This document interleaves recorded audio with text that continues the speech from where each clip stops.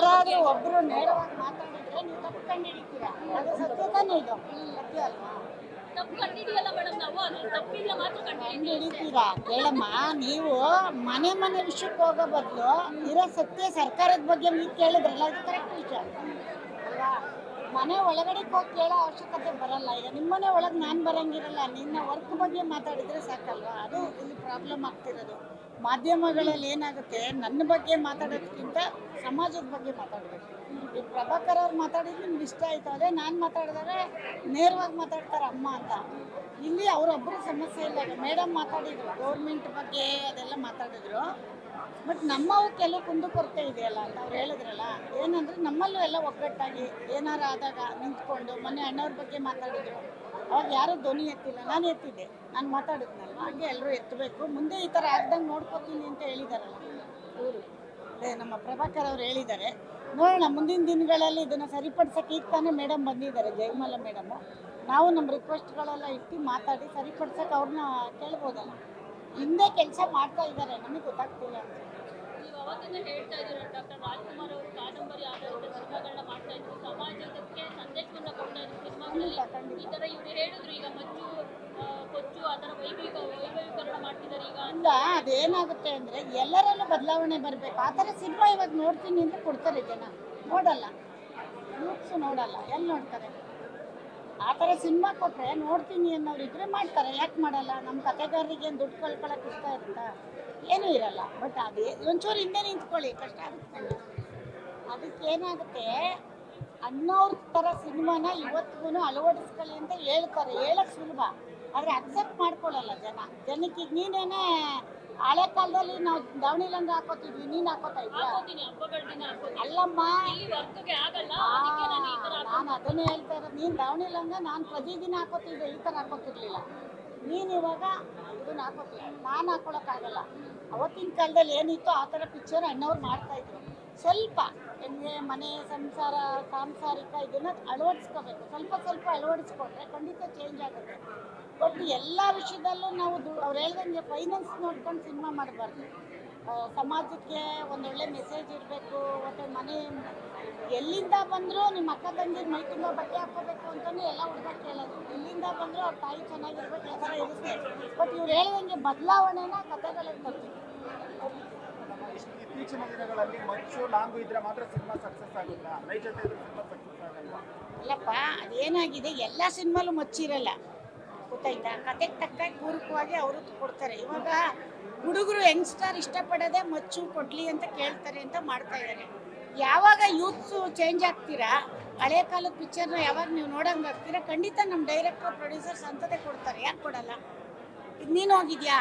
ಇಷ್ಟ ಇಲ್ದಿರೋ ಪಿಕ್ಚರ್ಗೆ ನೀವು ಹೋಗಿದ್ದೀರಾ? ಹೋಗಲ್ಲ. ಯಾರಾದರೂ ಮೌತ್ ಪಬ್ಲಿಸಿಟಿ ಮಾಡಿದ್ರೆ ಸಿನಿಮಾ ಚೆನ್ನಾಗಿದೆ ಅಂದಾಗ ನಾವೆಲ್ಲ ಹೋಗ್ತೀವಿ. ಇತ್ತೀಚಿನ ಸಿನಿಮಾಗಳಲ್ಲಿ ಕೌಟುಂಬಿಕವಾಗಿ ಕುತ್ಕೊಂಡು ನೋಡೋಕೆ ಆಗಲ್ಲ. ಅದರಲ್ಲೂ ಕೆಲವೊಂದು ಟೀಸರ್ಗಳಂತೂ ಟೀಸರ್ಗಳು ಯಾಕಾಗಲ್ಲ? ನಮ್ಮ ಕೊತ್ತಲವಾಡಿ ನೋಡಿ, ಯಾಕೆ ಸಂಸಾರಕ್ಕೆ ಹೋಗಿಲ್ಲ? ನೀವು ನೋಡಲಿಲ್ಲ, ಥಿಯೇಟ್ರ್ ಕೊಡಲಿಲ್ಲ. ಕೆಲವು ಸಮಸ್ಯೆ ಇತ್ತೀಚೆಗೆ ಬರುವಂಥ ಕೆಲವೊಂದು ಟೀಸರ್ಗಳನ್ನು ಕೂಡ ತುಂಬ ವಿರೋಧ ಮಾಡಿದ್ರು. ಯಾಕ್ರಿ? ಎಲ್ಲ ಪಿಕ್ಚರ್ ಹಂಗಿರಲ್ಲ ರೀ. ಎಲ್ಲ ಸಿನಿಮಾ ಇದೆ ಅನ್ನೋದು ತಪ್ಪು.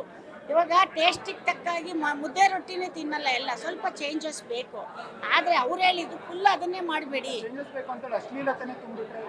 ಎಲ್ಲಿದೆ ಅಶ್ಲೀಲತೆ? ಎಲ್ಲಿದೆ? ಎಲ್ಲ ತೋರಿಸಿಯಪ್ಪ, ಯಾವ ಪಿಕ್ಚರ್ ಹೇಳಿಯಪ್ಪ ಇಂಥದ್ದು ಅಂತ ಹೇಳಿ ನಾನು ಹೇಳ್ತೀನಿ. ಟ್ಯಾಕ್ಸಿಕ್ಕೂ ಇನ್ನೂ ಥಿಯೇಟ್ರಿಗೆ ಬಂದಿಲ್ಲ. ನಿಮಗೆ ಟೀಸರಲ್ಲಿ ಬಿಟ್ಟಿದ ತಕ್ಷಣ ಸಿನಿಮಾ ಆಗಲ್ಲ, ಅದಕ್ಕೆ ಒಂದು ಅಟ್ರಾಕ್ಷನಿಗೆ ಬಿಟ್ಟಿರ್ತಾರೆ. ಈಗ ನೀವು ಪ್ಯಾಂಟು ಶರ್ಟ್ ಹಾಕೋತೀರಾ, ಬೇರೆಯವರು ಇನ್ನೊಂದು ಹಾಕೋತಾರೆ, ಎಲ್ಲರಿಗೂ ಎಲ್ಲ ಕೊಡ್ಬೇಕಲ್ವೇನ್ರಿ? ಈಗ ನೀವು ತಿನ್ನೋದು ನಾನು ತಿನ್ನಲ್ಲ, ಇವಾಗಿನ ಟ್ರೆಂಡಿಗೋಸ್ಕರ ಮಾಡಿದ್ದಾರೆ ಅದನ್ನು. ಹಂಗೆ ಅಂದ್ಬಿಟ್ಟು ಬರೀ ಎಷ್ಟು ಪಿಕ್ಚರ್ ಯಾವುದ್ರಲ್ಲಿ ತೋರಿಸಿದ್ದೀರಾ ವಲ್ಗರಿಟಿನ? ಇಷ್ಟು ಪಿಕ್ಚರಲ್ಲಿ ಯಾವ್ದಾರು ಇದೆಯಾ? ನೀವು ಥಿಯೇಟ್ರಿಗೆ ಹೋಗಿ ಸಿನಿಮಾ ನೋಡಿದ್ದೀರಾ? ಅಲ್ಲ ಹೇಳಿ, ನೀವು ಥಿಯೇಟ್ರಲ್ಲಿ ಹೋಗಿ ಎದ್ದು ಬರೋಂಗೆ ಸಿನಿಮಾ ಎಷ್ಟು ಮಾಡಿದಾರ? ಇಲ್ಲ ಅಲ್ವಾ? ಟೀಸರು ಸಿನಿಮಾ ಅಲ್ಲ, ಒಂದು ಅರ್ಥ ಮಾಡ್ಕೊಳ್ಳಿ. ಈಗ ನಾನು ಹೇಳೋದು, ನಿಮ್ಗೆ ಇನ್ವಿಟೇಷನ್ ಆಗುತ್ತೆ, ಊಟ ಅಲ್ಲ ಅದು. ಮದುವೆ ಮನೆ ಕರೀತಾರೆ, ಮದುವೆ ಮನೇಲಿ ಊಟ ಮಾಡಿ ತಾಳಿ ಕಟ್ಟು ಬಂದರೆ ಅದು ಮದುವೆ. ಅರ್ಥ ಮಾಡ್ಕೊಳ್ಳಿ. ಅದನ್ನಂತ ನಿಮ್ಮ ಸಿನಿಮಾನ ಫಾರಿನ್ನವ್ರು ನೋಡ್ತಾರಾ? ಫಾರಿನ್ಗೂ ಸಿನಿಮಾ ಮಾಡಬೇಕು ಅಂದಾಗ ನಾವು ಎಲ್ಲ ಥರನೂ ಮಾಡಬೇಕಾಗುತ್ತಲ್ವ? ಅವ್ರು ಹೇಳಿದ್ದು 100% ಕರ್ನಾಟಕದ ಜನ ಅದನ್ನು ಇಷ್ಟಪಡಲ್ಲ. ನಮ್ಮಲ್ಲಿ ಸಿನಿಮಾ ಹೋಗ್ತಿಲ್ಲ ಅಂದರೆ ಚೇಂಜಸ್ ತಂದ್ಕೊಳ್ಳಿ ಅಂತ ಅವ್ರು ಹೇಳಿದ್ರು. ತಪ್ಪಲ್ಲ. ಅಮ್ಮ, ದೊಡ್ಡ ಸಿನಿಮಾಗಳು ತುಂಬಾ ಟೈಮ್ ತಗೊಳುತ್ತೆ ಅನ್ನೋಂತ ಒಂದು ಚರ್ಚೆ ಆಗ್ತಾ ಇದೆ, ಬೇಗ ಬೇಗ ಆಗ್ಬೇಕು ಅಂತ. ಇನ್ನೊಂದು ಕಡೆ content versus big budget cinema ಅಂತ ಒಂದು ಆಗ್ತಿದೆ. ಆಕ್ಟಿವ್ ಪ್ರೊಡ್ಯೂಸರ್ ಆಗಿ ಏನಾದ್ರು ಹೇಳ್ತೀರಾ ಇದ್ರ ಬಗ್ಗೆ? ನಾವು ದೊಡ್ಡ ಸಿನಿಮಾ ಮಾಡಲ್ಲ. ದೊಡ್ಡ ಸಿನಿಮಾ ಯಶೋರ್ ಮಾಡಿದ್ದಾರೆ, ಬೇರೆಯವರು ಮಾಡಿದ್ದಾರೆ, ಹಂಗಂತ ಮಾಡಬಾರ್ದು ಅಂತಿಲ್ಲ. ಈಗ ವಿಜಯ್ ಅವ್ರದ್ದು ದೊಡ್ಡ ಸಿನಿಮಾನೇ, ಯಾರ್ದು ತಮಿಳ್ ವಿಜಯ್ ಅವ್ರದ್ದು, ಯಶೋರ್ದು ದೊಡ್ಡ ಸಿನಿಮಾ. ಅದನ್ನು ಒಂಚೂರು ಹಿಂದೆ ನಿಂತ್ಕೊಳ್ಳಿ ಹೇಳ್ತೀನಿ. ಅವಾಗ ಏನಾಗುತ್ತೆ, ದೊಡ್ಡ ಸಿನಿಮಾ ನಾವು ಕನ್ನಡಿಗರು ಮಾಡಿದ್ದೀವಿ ಅಂತ ಹೆಮ್ಮೆ ಪಡ್ಬೇಕಾ, ಲೇಟಾಗಿ ಬರ್ತಿದೆ ಅಂತ ಬೇಜಾರು ಮಾಡ್ಕೋಬೇಕಾ? ನೀವು ಹೇಳಿ. ನಿಮ್ಮ ಮುಂದಿನ ಸಿನಿಮಾ ಯಾವ್ದು? ಯಾಕಂದ್ರೆ ಈಗ ಆಲ್ರೆಡಿ ಕೊಂದಲವಾಡಿ ಸಕ್ಸಸ್ ಆಗಿದೆ. ನಿಮ್ಮ ಮುಂದಿನ ನಿರೀಕ್ಷೆ ನಮ್ಮ ವಿಷಯ ಇಲ್ಲಿ ಹೇಳಲ್ಲ. ನಾನು ಬಂದಾಗ ನಿಮ್ಮನ್ನು ಕರೆದ್ಬಿಟ್ಟು ಹೇಳ್ತೀನಿ. ನಾನು ಮುಂಚೆ ಯಾವುದು ಹೇಳಲ್ಲ, ನನ್ನ ಸಿನಿಮಾ ಬಂದಮೇಲೆ ಹೇಳೋದು. ನಾನು ಎಷ್ಟೆಷ್ಟು ದೊಡ್ಡ ಸಿನಿಮಾ ಮಾಡಲ್ಲ. ನಾನು ಯಾವಾಗಲೂ ಸಿನಿಮಾ ಅಂದ್ರೆ ತುಂಬಾ ಅಲ್ಲ, ನಾನು ಚಿಕ್ಕ ಸಿನಿಮಾನೇ ಮಾಡೋದು. ಅದನ್ನು ಮಾಡಿದ್ಮೇಲೆ ನಿಮ್ಮನ್ನು ಕರೆದು ಅನೌನ್ಸ್ ಮಾಡ್ತೀನಿ, ಅಲ್ಲಿಗೆ ಮುಂಚೆ ಹೇಳಲ್ಲ. ಯಶ್ ಸಿನಿಮಾ ಯಾವತ್ತೂ ಆ ಥರ ಜನಕ್ಕೆ ಬೇಜಾರು ಮಾಡೋ ಥರ ಯಶ್ ಮಾಡಲ್ಲ ಅನ್ನೋ ನಂಬಿಕೆ ನನಗಿದೆ. ಮಗ ಅಂತ ಅಲ್ಲ, ಅವನ್ನ ನೋಡಿದ್ದೀನಿ ನಾನು.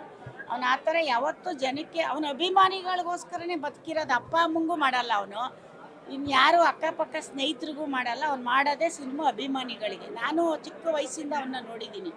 ನಿಮಗೆ ಒಂದು ನಂಬಿಕೆ ಇರಲಿ ಯಶ್ ಮೇಲೆ. ನಾನು ಹೇಳೋದು ಮಗ ಅಂತ ಅಲ್ಲ, ಅವನು ನಿರ್ಮಾಪಕರ ಮೇಲೆ ದುಡ್ಡು ಹಾಕ್ಸ್ಬೇಕಾದ್ರೆ ಅದೆಲ್ಲ ಥಿಂಕ್ ಮಾಡಿ ಹಾಕಿಸ್ತಾನೆ. ಒಂದು ನಂಬಿಕೆ ಇಡಿ. ಹೇಳಿಕೆ ಮಾತಿಗೆ ಹೆಂಡ್ತಿ ಬಿಡಬಾರ್ದು. ನೀವು ನಿಮ್ಮ ಸ್ವಂತ ಬಗ್ಗೆ ಹೇಳ್ಬೇಕು.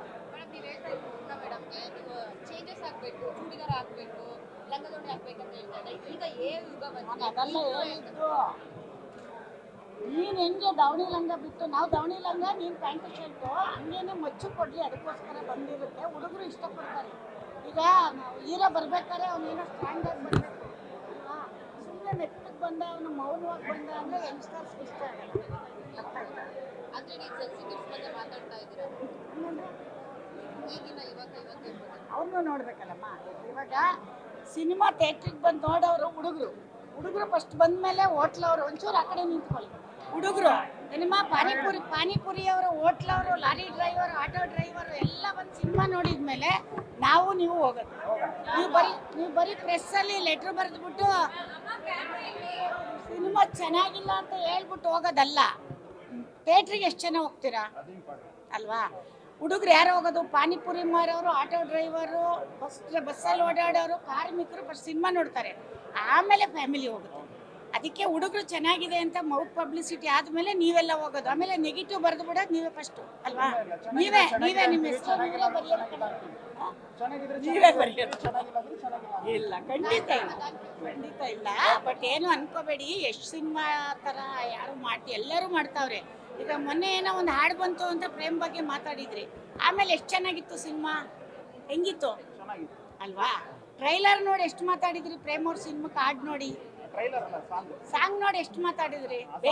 ಬೇಕಿತ್ತ ಅದು? ಈ ಸಾಂಗ್ ಬಿಟ್ಟು ಬೇರೆ ಎಲ್ಲ ಚೆನ್ನಾಗಿರ್ಲಿಲ್ವಾ? ಈ ನಾನ್ ಟ್ರೈಲರ್ ಬಗ್ಗೆ ಮಾತಾಡ್ತಿದ್ದೀನಿ. ಈಗ ನೀವು ಸಾಂಗ್ ಬಗ್ಗೆ ಮಾತಾಡಿ, ಅರ್ಥ ಆಯ್ತಾ? ಇವಾಗ ಪ್ರೇಮ್ದು ಸಾಂಗ್ ನೋಡಿ ಅಳದ್ಬಿಟ್ರಲ್ಲ, ಎಷ್ಟು ಟ್ರೈಲರ್ ನೋಡಿ ಹೆಂಗ್ ಅಳಿತೀರಾ?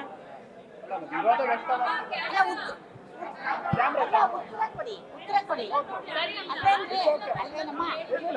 ಈಗ ಪ್ರೇಮ್ ಅವ್ರದ್ದು ಒಂದು ಸಾಂಗಿಗೆ ಅಳದ್ರಲ್ಲ, ಪಿಕ್ಚರ್ ಕೊಂಡಾಡ್ಬಿಟ್ರಿ, ಆಮೇಲೆ ನೀವೇ ಕೊಂಡಾಡಿ. ಯಾವತ್ತು ಯಾರನ್ನು ಮೇಡಮ್ ಕೊಂಡಾಡಿದ್ದು ಕಲೆಕ್ಷನ್ ಆಗಿಲ್ವಲ್ಲ ಮೇಡಮ್? ಯಾರು ಅಲ್ಲೆಲ್ಲ ಸಾಂಗ್ ಇಲ್ಲಮ್ಮ. ಸಾಂಗ್ಗೋಸ್ಕರನೇ ಸಿನಿಮಾ ಕೆಟ್ಟದ್ದು ಅಂತ ಹೇಳಕ್ ಆಗಲ್ಲ ಅಂತ.